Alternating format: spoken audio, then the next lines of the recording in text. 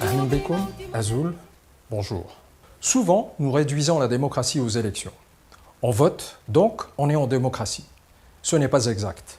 Les élections ne sont qu'un élément de la démocratie, mais même les élections doivent répondre à des conditions pour être libres, justes et équitables. Dans une vraie démocratie, 8 conditions fondamentales sont à réunir.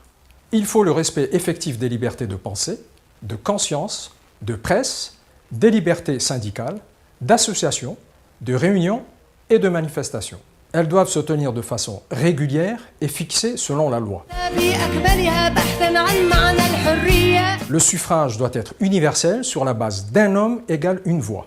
Cela veut dire que tous les citoyens et les citoyennes en âge de voter, sauf ceux déchus de leurs droits civiques et politiques, participent au vote dans les mêmes conditions.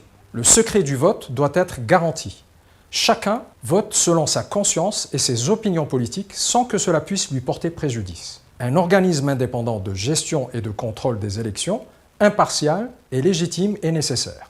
Cet organisme ne doit pas être sous la tutelle directe de l'État ou d'un seul des partis.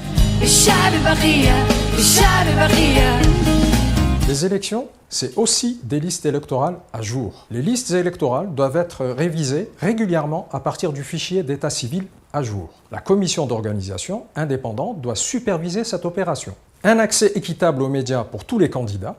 Les médias doivent être ouverts aux candidats de façon transparente. Des règles et un plafond de financement pour tous. L'argent ne doit pas fausser le vote. Les conditions sont les mêmes pour tous les candidats, riches ou moins riches. Voilà les principales règles à respecter pour avoir des élections libres et équitables, dignes d'une démocratie.